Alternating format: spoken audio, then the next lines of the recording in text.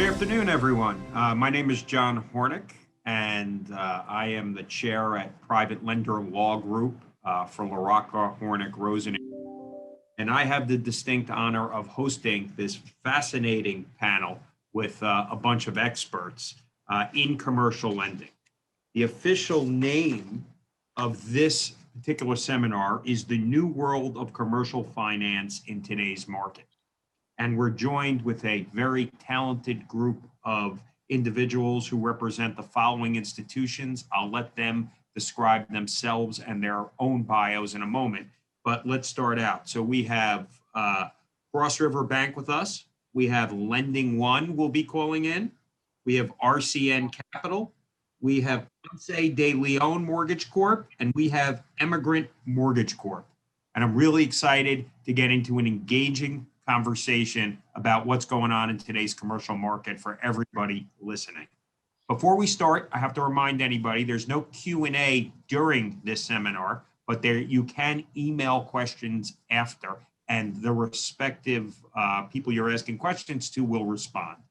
So before we get started, I want to ask each of the esteemed panelists to tell a little bit about their company, themselves, and anything that's relevant about loan products, just as an introduction. Try to keep it short because we're going to have a bunch of questions as well. Let's start with Jeff Tesch from RCN. I appreciate that, John. Good afternoon, everyone. Pleasure to be here today. My name is Jeffrey Tesch. I'm CEO of RCN Capital. We are a nationwide platform for commercial lending focused on residential commercial lending. Now, what does that mean? That means we focus on single family, 1 to 4, bridge lending. So buy, repair, exit the property via sale. We also focus on non-owner occupied long-term, non-owner occupied residential commercial 30-year debt. So what does that mean? That means you're buying single family houses to aggregate for portfolio, and you need that long-term commercial lending debt. We also have a bridge product for multifamily. We do a ton of business in New York City. Folks buying distressed multifamily need to repair the apartments. They need a short-term 24 to 36-month loan. We offer that debt. We also offer long-term debt stabilized on that. And then finally, we offer a ground-up infill product for investors across the United States who are aggregating single families. They're building them from a ground-up infill perspective, meaning existing lots and existing communities. We're based out of Connecticut. We started our company about 10 years ago, taking private lending and really professionalizing that commercial product for residential housing. We're about 150 employees and growing quite quickly, John, and really great to be able to share what we're seeing in New York Metro, as well as across the United States. Thank you, Jeff. That was really terrific. Let's go to SHIMON EISIKOWICZ. I hope I didn't mispronounce your name too bad, from Crossriver. Perfect. Thank you very much. Thank you, firstly, Jonathan, for hosting, and welcome everybody. I'm with Crossriver Bank. We are a community bank based out of Northern New Jersey in Fort Lee. We are closing in on our 13th years in existence. We are, as I said, a traditional bank with 2 branches currently. We're about 11 billion, just north of 11 billion in assets at this point, with 500 employees. Our focus in the commercial real estate space is broad. However, we're focused, generally speaking, in the New York, New Jersey, Connecticut, and Northern Philly markets. We focus on loans of size anywhere from 250,000 to 60 million. Anything cash flowing, so anywhere 2 families or more, mixed use, retail, office, healthcare, bridge, construction lending, in addition to a lender finance platform. So for many of you private or hard money lenders out there, we offer some products that might be beneficial to some of you out there as well. Hopefully that's within the time slot allowed. That was, Jonathan. you did perfect without going over too. So that's terrific. All right. Next, we're going to go with Charles Ruffin from Emigrant Mortgage Corp. Yeah, thanks a lot, John, and thanks for everyone for attending. So again, Charles Ruffin with Emigrant Bank. Emigrant Bank is the oldest privately owned bank here in New York City. It's been around since 1850, and we're within the top 5 largest privately owned banks within the United States. So as far as real estate lending, we have 3 divisions. So our large balance division is called Immigrant Realty Finance. That starts at loan sizes from 15 million plus. That's a bridge platform nationwide in major metropolitan areas, LIBOR-based type of financing, excellent rates, just a higher criteria to get into the door, typically debt funds, REITs, things of that nature, well-established entities. The next division is Immigrant Funding Corporation. That's our small balance lending division from 10 million all the way down to a couple 100,000. And what makes that division really unique is we look at deals other banks might have turned down. So it could be for various scenarios. Borrowers with credit issues, past bankruptcies, foreclosures, vacant buildings. But the great thing is, since we're a bank, our cost of capital is cheap. We can look at deals starting off rates in upper 3s for 5-year debt, 30-year amortization, and no points. So that's Immigrant Funding Corp, and I would like to speak more later about that. The third division is Immigrant Mortgage Corporation. That's our residential division. And what makes us unique there is we have a portfolio program that goes up to $10 million. We have niche programs in which you can use for foreign national financing. We have a program called the cash flow program. You can use it for no documentation loans, meaning no tax returns, bank statements, VODs, VOEs. So overall, Immigrant Bank has a wide variety of niche programs dealing with real estate financing, and looking forward to discussing further. Thank you, Charles. That was really terrific. Next, we have ELIA Aguilar from Ponce de Leon Mortgage Corp. Yes, Elia Aguilar. Elia Aguilar, thank you. Yes, good afternoon and thank you for joining. My name is Elia Aguilar and I'm a regional manager. I have been with Ponce Mortgage for more than 20 years.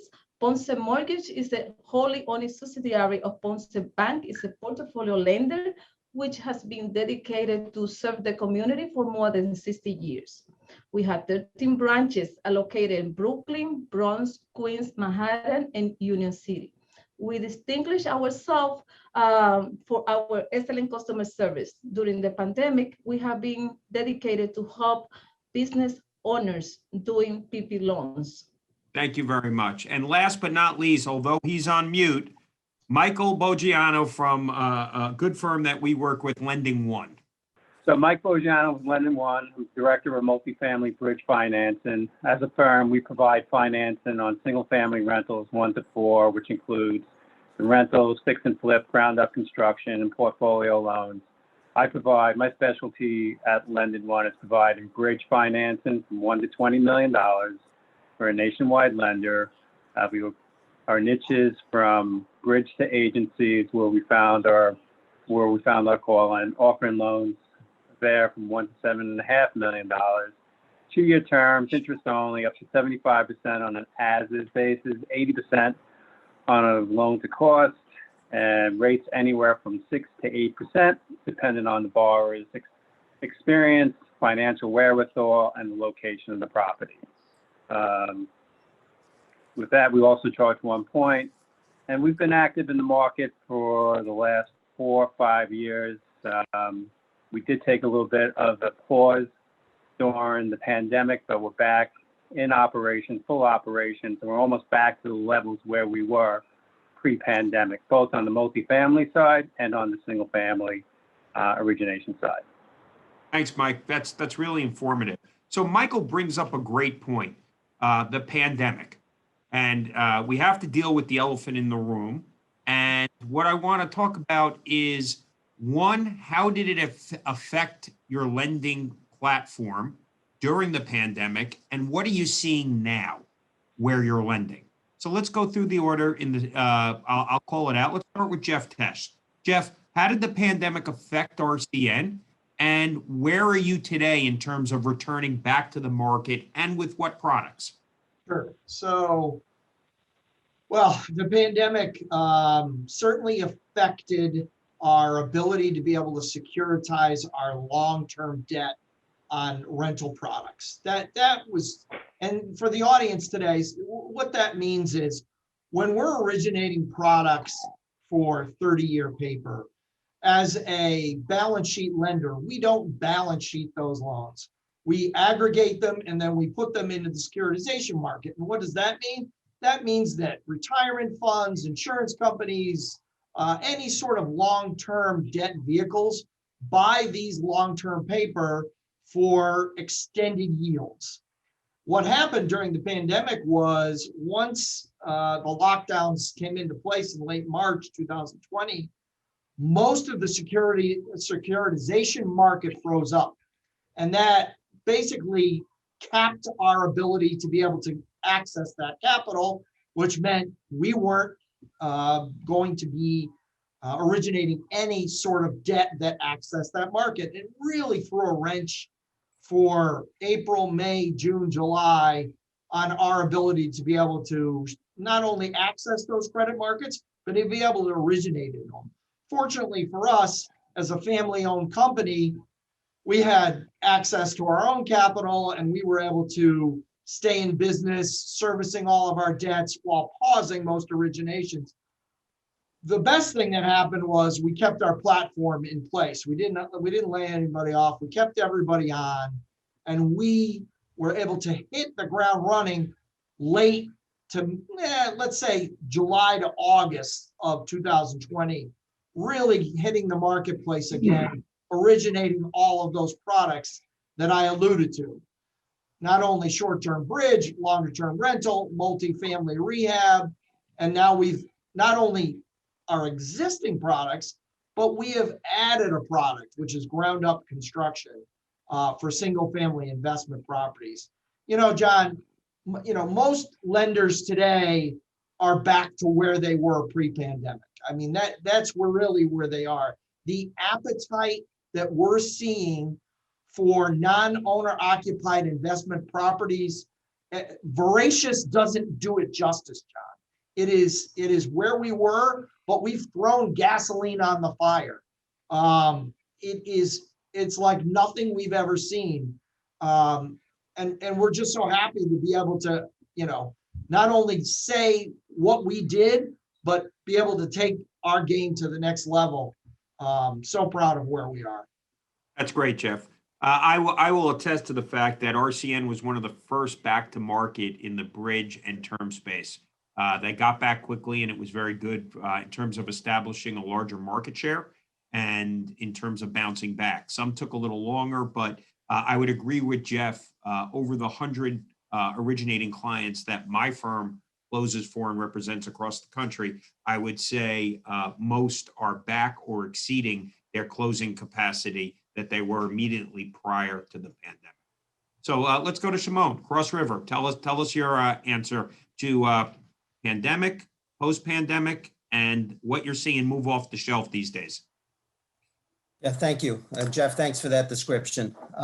So for us as a balance sheet and portfolio lender, obviously the initial reaction was, how are our borrowers going to weather this storm, and how are we going to be able to help them?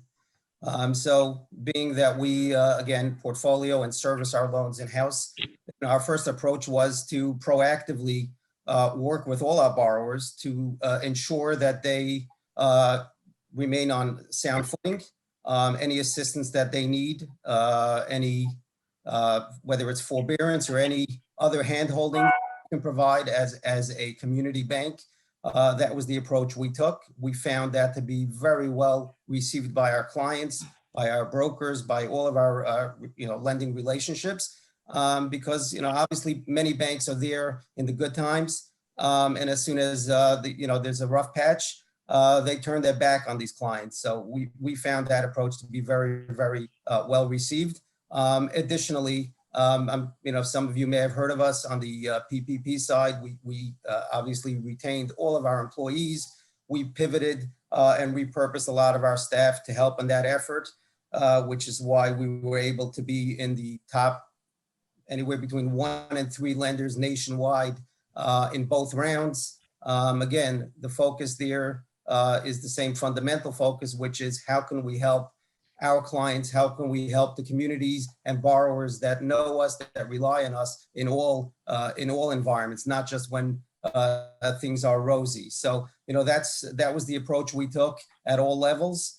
I think that has enabled us to continue focusing and sourcing good business throughout the pandemic, while many lenders have maybe shied away from new originations or shut down originations. We did not do that. We, obviously we are careful.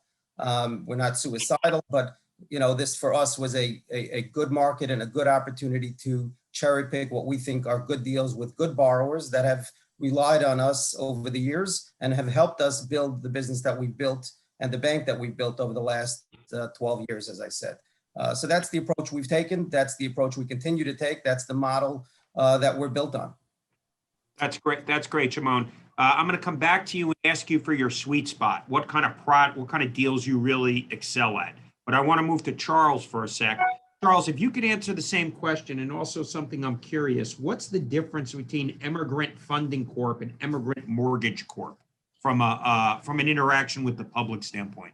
Sure. So as far as, during the pandemic, during the crisis, initially we had, like every institution, we had a lot of individuals who are requesting forbearance agreements because some were requesting it just dealing with being cautious of what's going to occur. But then, in April and May, others saw that they were having real issues with tenants not being able to pay.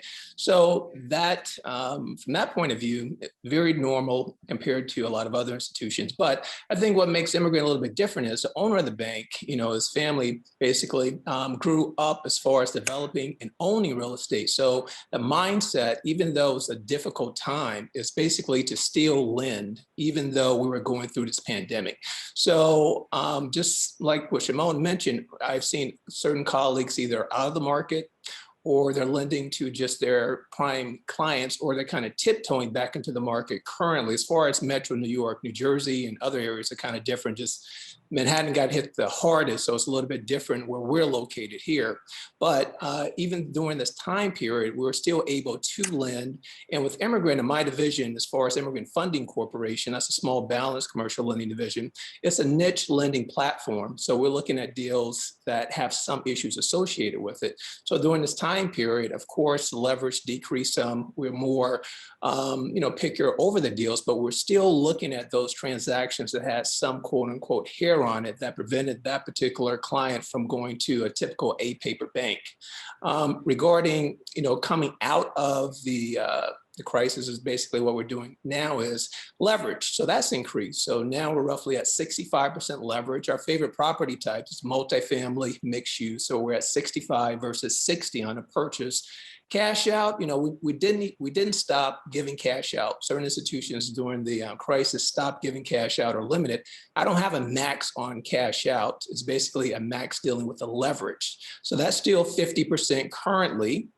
But how we're looking to continuously grow the business, we're looking at the market changing, looking at it become more favorable. So that's why the LTV increased. As far as your question dealing with Immigrant Funding Corp or Immigrant Mortgage Corporation, it's basically property type. So Immigrant Funding Corporation, small balance commercial lending property types. I would say 70% of what we lend on, apartment buildings, mixed use. Remaining 30% urban office, urban retail, commercial condo, commercial co-op, underlying co-op financing, condo act financing, and we'll finance SROs. That's at 30%. But overwhelmingly, we like multifamily and mixed use.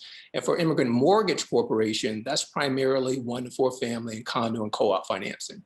Got it. Okay. And you're the contact person for both for purposes of this seminar? Yeah, so my particular position is very unique. So I'm on the wholesale side. I deal with a lot of mortgage brokers because with Immigrant Funding Corporation, we're very broker friendly. We'll pay that mortgage intermediary 1% of the loan amount that comes out of our pocket. And whatever they do charge, we'll cut a check for them at the closing table. And Immigrant still doesn't charge any points or any application fees. So since our model is based upon looking at these Harrier type of deals, we know there's a lot of extra work for these brokers, intermediaries. So that's why we built that particular product on the commercial commercial side, and residential as well. I could basically wholesale accounts with mortgage brokers or dealing directly with borrowers, but overwhelmingly I deal mostly with mortgage brokers, intermediaries. That's great, Charles. Thank you so much. Yeah, same question to you. Okay, during the Ponce Bank has supported all our customer base during the difficult time. Ponce Bank has continued to comply with the Federal Care Act guidelines and allow eligible borrowers to execute forbearance agreements. And apart from that, the bank has been very fortunate to have very few performing loans on the book. Now, during the pandemic, I think we've been very aggressive in lending. During the pandemic, I was able to close a construction loan for 11 million. And we also took advantage of the PPP loans and was able to help a lot of business owners. We did 2,300, I would say like 2,300 applications during that time and 120 millions to all those business owners. In Ponce, we are very aggressive with the construction lending with commercial line of credit. And I closed a line of credit where it was divided into two loans. One was a regular loan and also as a line of credit. In that case, they used the money for renovations and to pay off whatever balance they had. Our niche lender would be like the misuse, also condo, co-op, and the multifamily loan. That's great. And last but not least, Michael, tell me, pandemic, you talked about it a little bit. So you don't have to focus, you said you pulled back a little bit, but tell us what products are moving now out of LendingOne, and be specific about the areas that you see the most activity. Well, I will address both multifamily and our portfolio programs, because that's what I'm active in and I see. But to get back to a little bit what Jeff was referring to before, we have the same exit strategies and we have the same business model as RCN. What really surprises me about this the pandemic is just the speed of the recovery. It's unlike what we went through in 2008 and 2009 with the Great Recession. The amount of capital that's on the street today chasing after transactions is just totally amazing. Pricing is aggressive. So in that regard, let me just segue into what I see a high demand for right now is single-family portfolio loans. Basically, any single-family portfolios with 5 or 10 more properties, loan amounts greater than $500,000. Those are in tremendous demand right now. I've closed several in the last couple of weeks where we've been at 65 to 70%, either on an IO basis or a 30-year amortization, 5 or 10-year terms with rates in the low 4% range, which is unbelievable. Prior to the pandemic, that's where the multifamily agencies were pricing. On the bridge side, on the multifamily bridge, I'm pricing transactions from 5.99% fixed interest only with a 1-point origination fee. Again, those rates and the structure that I'm offering on my multifamily bridge is much more aggressive today than where it was prior to the pandemic. I'm seeing transactions throughout the country. We're in 42 of the states. I see transactions everywhere from Colorado, California, Arizona, New Jersey. We are based in the Southeast, so we tend to see more transactions in the backyard. But we're seeing on the multifamily side, we're seeing value add bridge transactions coming back, especially on the B and C. It will also facilitate on the bridge side, bridge to agency. If a borrower has difficulty qualifying or closing in a specific time frame with Freddie or Fannie and they need a fast close, we'll close them out in 30 days. But for the demand, it's getting back to Jeff's comment, it's unbelievable. The amount of demand and the speed of this recovery is truly amazing. Right, that brings up a great point. So we all could say that we were nervous back when COVID hit. There was a pullback in the market, and everybody here said they're super busy right now, as well as all of my clients that we're representing. Who's nervous that this is a short-term change and that there's going to be a major change in 6 months from now or 12 months? This is open to everybody. Tell me what you feel, how long we're going to be in these roaring 20s for. It's up to anybody who wants to answer. So, John, I'll take it from a GSE standpoint, right? Like, we have a significant number of customers around the country, especially here in greater New York, who are coming to us saying, we know this foreclosure wave is coming. We can't wait to the end of 2021 when the eviction and foreclosure moratoriums get released, because it's going to be this massive wave of distressed assets, and it's going to be 2008 all over again. So here's why that's not going to happen. First off, the government forbearance program that was put into place allows folks to take their payments that they've deferred and tack them onto their end of their loan. So there is no balloon payment that is due. If anybody is tracking what the forbearance ratios are, every single week they tick down a little bit more, a little bit more. And this is both on Fannie, Freddie, and FHA. So for all our traditional friends out there, the forbearance numbers are now, I think the latest one I saw was last week was like 4.79 of all the GSE loans out there today. And it was way up. It was up over 8, or I can't remember where it topped out last summer. But the point of what I'm saying is, when the forbearance moratoriums end and all the foreclosures, people have the ability to be able to get right back on track. Now, some might argue, well, Jeff, what if they've been out of work for this whole time and they still can't make their payments?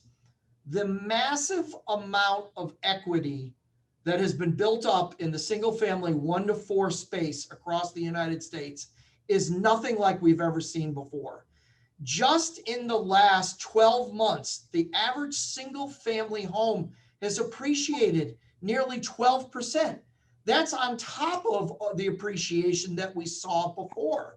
So even if you can't reinstate your mortgage, or you choose not to, there is such a significant amount of equity that's been built up in that home that the exit will inevitably, for most folks, not everybody, but most folks, if you choose to exit that property via sale, you're going to end up with a check, and it's not going to be a distressed sale.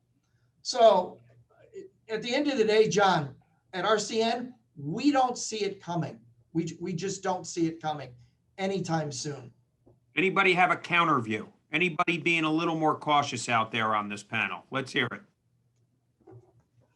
So I think the New York City market is still currently in the flush. However, signs of normalization start showing now. The mayors have ordered the city office worker back to the office. More and more people are getting vaccinated, giving confidence for other offices to reopen. As office workers begin to return to the city, the service sector will also reopen. Many businesses that cater to office workers, such as dry cleaner and restaurant, will see the business increase substantially from where they are now. There is a lot of pent-up demand for entertainment and service that New York City is famous for. This will bring local as well as tourists back to New York City. My feeling is that it's no place like New York, and it will come back stronger than before. That's a great comforting comment. Let's hear, speaking of New York City, all of us are either touched by it or around it. And everybody knows how devastated New York City's been. Not only did it lose its office workers, it lost its draws from the surrounding areas, including theater, sports games, clubs, dinners, everything that makes New York special. For the gentlemen who haven't answered a question in the last round, Shimon, Charles, Michael, tell me what you feel about New York City proper. When will it come back? And are you willing to lend against assets there right now? And are you being more cautious when you do? Shimon? I'll jump in if you don't mind. Just to back up a second, as I said before, we're 12 years old. We were born during the last crisis. So on the one hand, at that time, people thought we were crazy to open a bank in an environment like that, where obviously banks were shutting down, getting shut down, or just, dealing with the skeletons that they all had in their closet. And I think the panel that we have here today, I think this is a wonderful panel, because if you look around the table here, everybody here lends based on the strengths of the deals, as opposed to maybe a matrix or what other lenders are doing or other banks. Everybody here basically looks at the common sense in the deal and how can we make a deal work. And I think that makes a really healthy, good panel here for all you attendees out there, which we can't see, by the way. New York City, as ELIA, just said, I think we all agree it's a wonderful place. It's going to come back. It may not be the same as we knew it or as we know it, but it's going to bounce back in its own way. And I think that we all sitting here on the panel are in a great, we're sitting in a great spot. This is a good environment, unfortunately, and I don't want to make this sound too rosy because there's a lot of people suffering out there, but I think this is a great environment for this kind of lending. There are great opportunities out there. There are great borrowers. There are great assets. And it's just a matter of trying to structure a deal that makes sense for the borrower and also for the lender. And again, I think that's what makes this panel here so great, because that's exactly what we do. That's what we're good at. It's identifying the opportunities, and we like to call it opportunistic lending.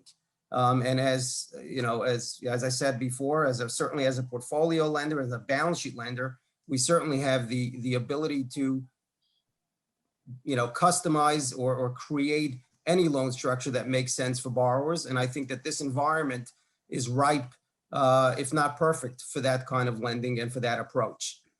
Great, Shimon. Charles?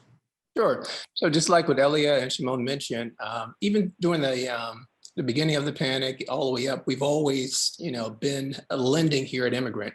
The difference would have been, like I mentioned initially, was just leverage. So now we do feel things are turning the corner. So we have increased our LTV to 65%. But just like what Shimon mentioned, there's so much liquidity, and Jeff mentioned it, and Mike as well too, so much liquidity on the market. So even if you might not find as many lenders that gives the best rate with the highest leverage, you still find the next set of lenders like an Emigrant or some of these other institutions, like Crossriver as well too, might have a little bit higher in pricing, a little bit lower in leverage, but still is providing liquidity to the market. So a good example, I gave a term sheet on a mixed-use property. It's roughly, I would say, 40% occupied, and had a lot of vacancies to it, but it was a great location, down in the city here near the Wall Street area. And with that, why we felt comfortable was basically I had a solid borrower, and the property was in good condition, and there was a reason why it was vacant. Several of the units were owner occupied, and the commercial unit was occupied as well by the seller, and he was leaving, and a good portion of it was vacant. So with the right story, you still will find lending even in Manhattan, which other banks might not be as aggressive, but there's so much liquidity on the sidelines that deals are still being made, even though they might have a higher cap rate, lower values than what they were, pre-pandemic, but the liquidity is there, the investors are there, so deals are still being made and will continue to be made. Michael, New York, give us your view. Well, I have a unique perspective. I'm here in South Florida, but originally from New York. I see New York opening back up. I think with people getting vaccinated, people going back into the office, some of the retail demand, especially the mom and pop shops, will come back. Wall Street Journal had a great article last week. Co-ops and condo sales are picking back up. Values are increasing. The fire sale days are gone. We like Long Island and 5 boroughs and New York for single-family investment properties.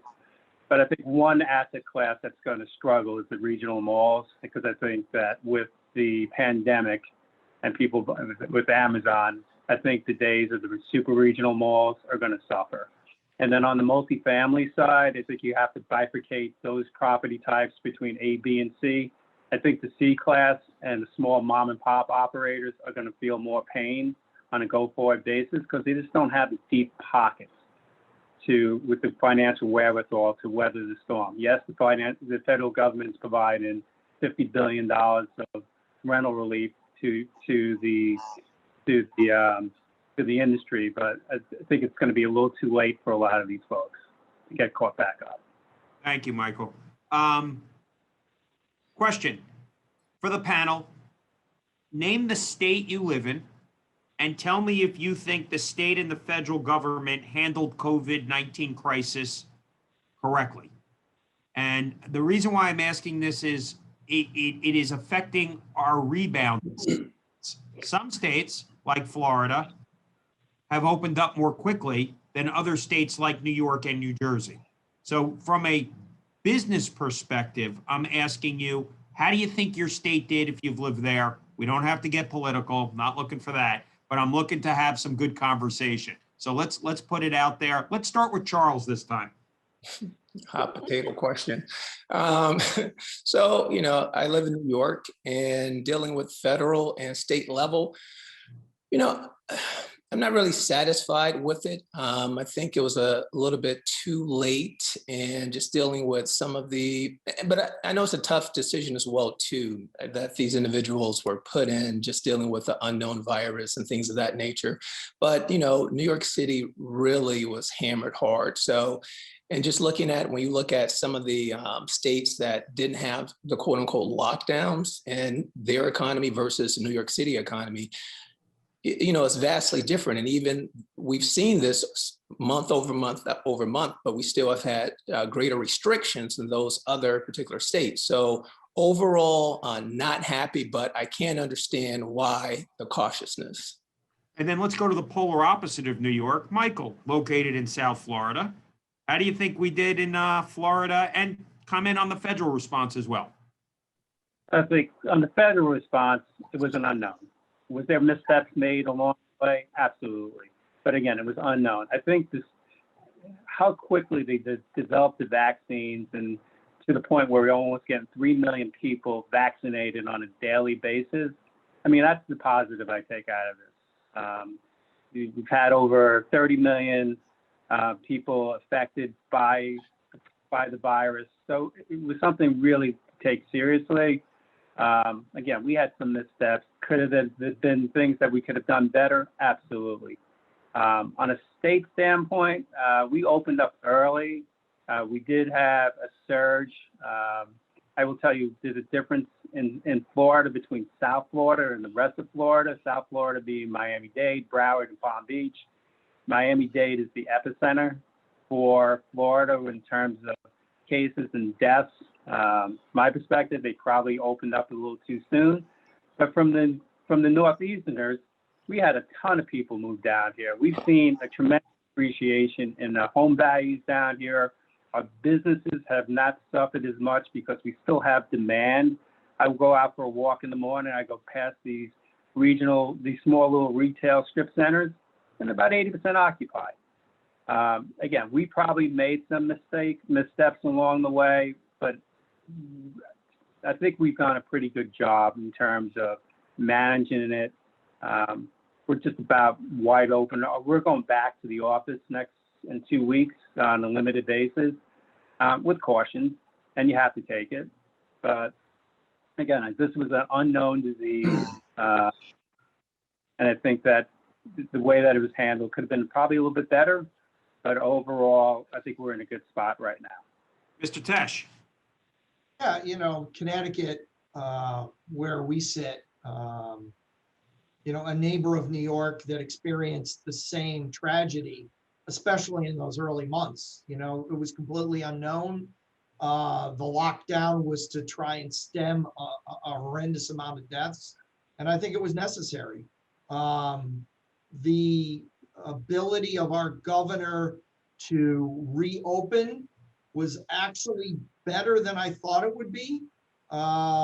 He coordinated with both New Jersey and New York early on, but then sort of went his own way once we got into the summer with reopening.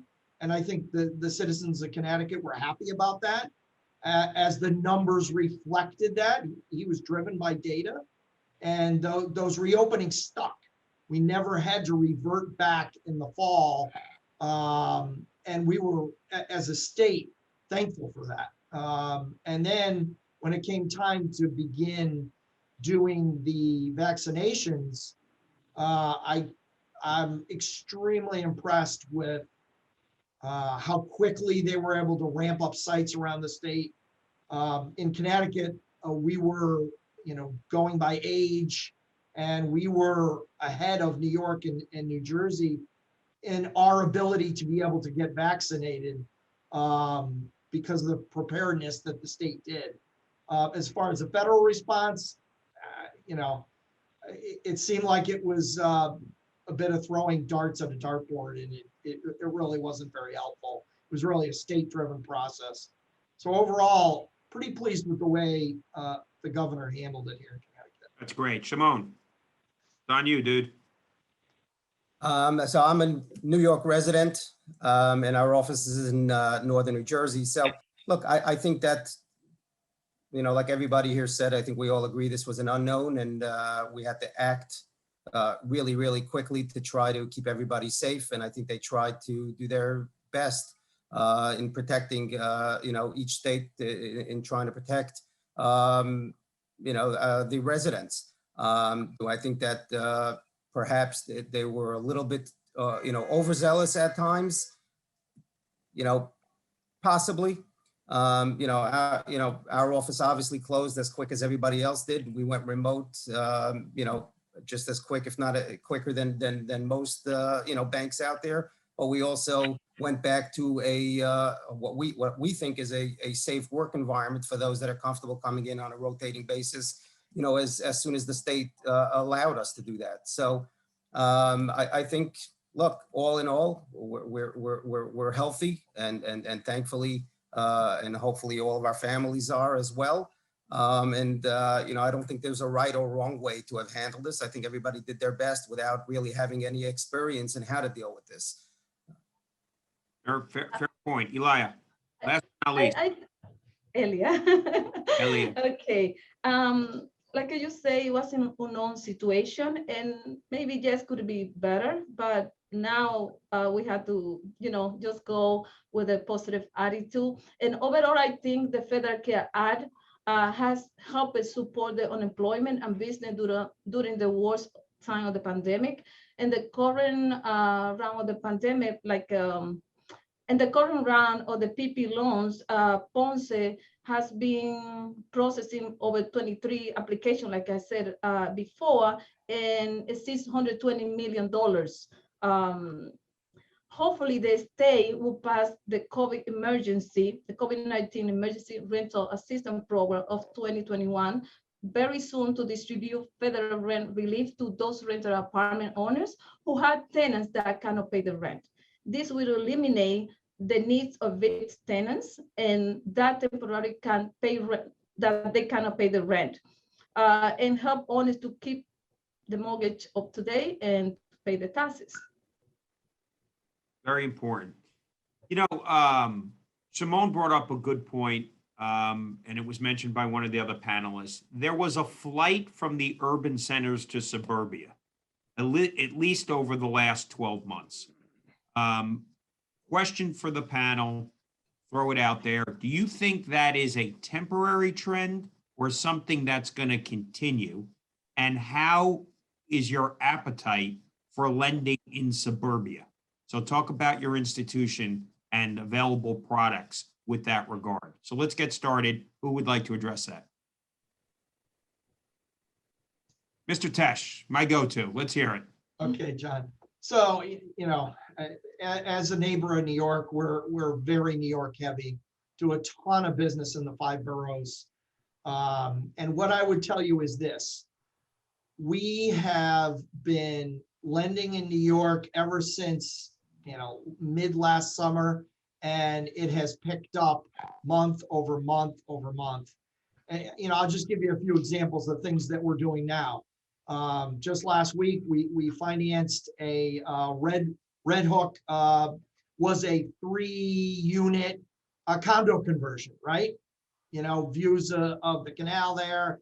It's unbelievable to me to see the demand for residential housing in the boroughs. Now, I really can't speak to the condo market in Manhattan. That's not where we are. We're really out in Queens, the Bronx, Brooklyn, Staten Island. But the demand for housing in the boroughs, from our standpoint, especially rehab and rehab to rental and rehab to condo conversion, it's really pre-pandemic levels. We're seeing it. The Bronx, we did one over on the backside of Yankee Stadium not too long, rental conversion. Queens, people are aggregating single family homes, the standard single family home backyard for rental aggregation. So New York City for us and the boroughs is as good as it's ever been. It really is amazing. Amazing. Who else can answer this? Yeah, I mean, I can piggyback on that, Jeff. I couldn't agree more. I mean, I could speak of a couple of loans, one that we recently closed and one that we're about to close. Both were condo inventory loans, so similar to what you're speaking of, Jeff.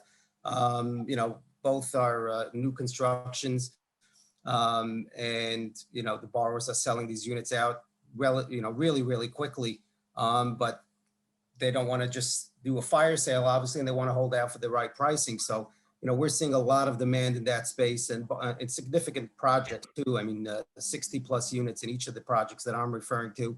And I'm also finding, I think Michael said this earlier, but it may have been you, Jeff, a lot of single family, bunches or blanket loans for a bunch of single family investment properties that investors are grabbing right now. We're seeing a lot of that demand, both, we're not big lenders in Manhattan or in the city per se, but certainly in the surroundings. And certainly when you move out of the immediate city area, we're seeing a lot of demand for both of those products right now. That's great. Anybody else?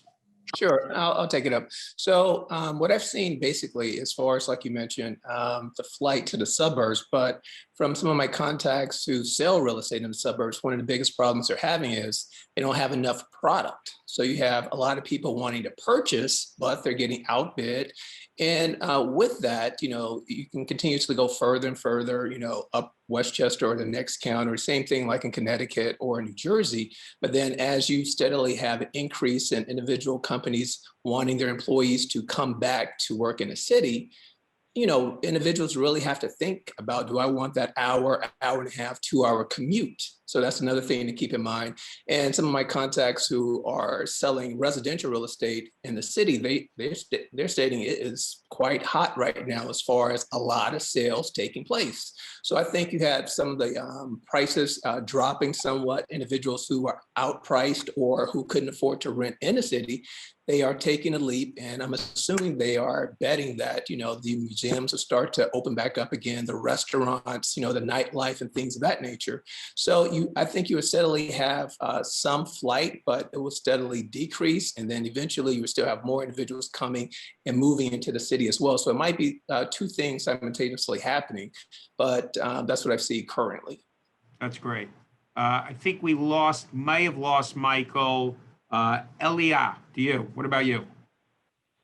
Well, I think the real estate market is being more hot now than ever, I'll say, because I'm been checking out in couple properties, and the prices is outrageous, and I've been getting like a lot of loan inquiries here, and the most popular loan inquiry I've been getting here being like for multifamily, construction loans, misuse, and commercial properties. Okay, so I'm going to ask a different question now.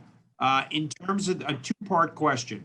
One, in terms of this recovery, what inning are we in if it's a baseball game? And for those who aren't baseball fans, there's a first inning through a ninth inning. There's sometimes extra innings, but for purposes of this discussion, there'll be no extra innings. So one, baseball analogy, baseball just started for everybody. We're all excited that the Yankees are playing, Jeff mentioned. So one, what inning are we in? And two, for everybody listening, why should they call your company for what product right now? What are you the best in that you could tell them to call you right now? Because I want everybody on this webinar to say, wow, this is Jeff Tesch and RCN, or this is why I got to call Charles. So let's do your best pitch now. But first, tell me what inning we're in, and we will start with Jeff Tesch. Yeah, so it's interesting.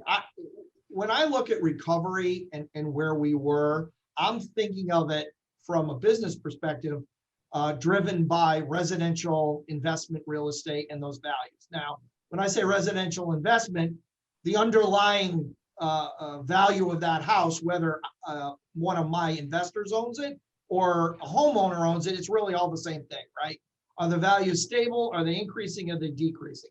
And right now everyone has documented on this call, the values are just, ELIA, you just even said the prices are crazy, like nothing makes any sense. And we're seeing that in a lot of markets. So when I look at what inning we're in, I look at where we are from a demand perspective to a supply perspective for single family and, for that matter, multifamily housing. And we are nowhere near what we need to be able to satisfy the demand. As a matter of fact, I would remind everyone on the call just how good the market was in January and February of 2020. The phone was ringing. The demand was hot. People were fighting for properties. And then you threw on the pandemic where everybody wants to live, with a little something more, whether it be a bigger apartment, bigger backyard, whatever it is. And that's only, exasperated. So at the end of the day, I think we're probably in the fourth inning. I mean, I look at the numbers from a demand perspective to a supply, and I can't see us catching up to the demand for housing, whether it be single or multi, in the next 24 months. I just can't see how that's gonna get us there. As far as RCN goes, it's all about value add today, John, especially in New York. When we are getting phone calls in greater New York City, it's all about value. So, for example, I'll talk about Jersey City, right? Conversions, tons of conversions in Jersey City, where we get a 6-unit that's going to go to a 12-unit. They go in, they gut the whole thing. We provide the money to buy it. We provide the money to rehab it, 24 to 36 months. We see that in all the boroughs. Not as much in Manhattan, but it's the value add because the prices are so crazy. If you're not doing some sort of a value add to your purchase, you're most likely buying at very, very, very high values. I'm not saying it's overpriced, especially with the interest rates you can get today. But at the end of the day, value add is what we're seeing, John, especially in greater New York. Michael, I know you're head over heels to answer this question, literally and figuratively. So why don't you jump in there? So I think if you need a multifamily bridge product or a single family portfolio loan, come to me. We'll deliver excellent service. We'll close your transaction in a timely basis, less than 30 days on average. Pricing is very competitive in the marketplace. For where we stand as a baseball game, I think it depends on what part of the country you're in as well. But to drive supply, the demand is greater than supply right now. Cost of raw materials is way up. So depending where you are, if you're doing fix and flips, your budget, and Jeff could probably attest to this as well, your budget from a year ago is probably about 30 to 40% higher today than where ago. And then you're also competing with institutional owners for the single-family properties, which didn't happen previously, but they seem to be back in the market again buying on the properties. But if you need a multifamily bridge loan, no matter where it is in the country, it doesn't have to be in the Northeast, Southeast. We do lend on the West Coast and Hawaii as well. Just give me a shout. I'll give you a call back the same day, give you price and terms. If you like the terms, we'll move on to the next step. What inning are we in? I think, again, depending on what part of the country you're in, I think you're anywhere from the third to the fifth. Third to the fifth. All right, Shimon, you're up.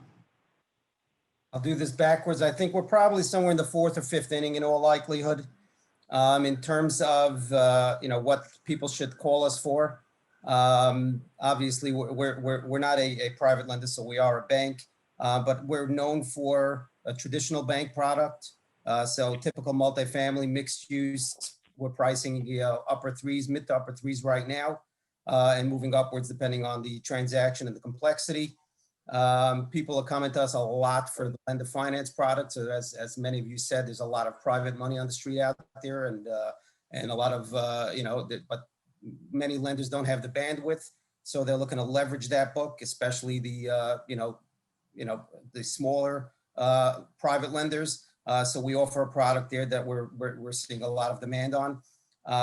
If you're looking for timing and certainty of execution, that is way up there in our reputation. We can close a bank loan in 10 to 15 business days if everybody cooperates.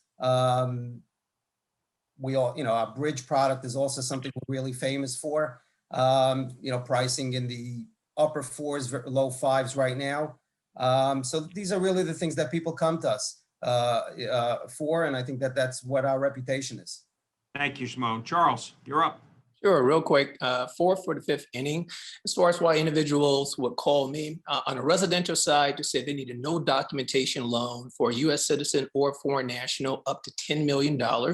Commercial, basically, reason one, they might have been turned down by a regular bank that has a higher criteria for lending. If they can meet our criteria, which is basically leverage, no higher than 65%, lending territory, tri-state, willing to give a PG, least take around 2 months to close, we are excellent choice for those individuals who have maybe not being able to find financing at the standard bank as an alternative lender. Okay, and Okay. ELIA. Okay, at Ponce Mortgage, we are very fortunate to have the flexibility of being creative, use common sense underwriting, and tailored loan for your needs. We lend on multifamilies, mixed-use 2 to 4 family, investment, retail office, commercial, condo, underlying co-op, and warehouses. And believe me, if it's a way to close your loan, I will close your loan. That's awesome. And inning, do you have an inning? Baseball.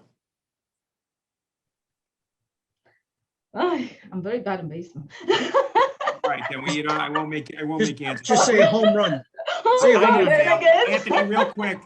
I forgot to tell you a little bit about my practice and firm, so I'm going to take this closing moment to do that.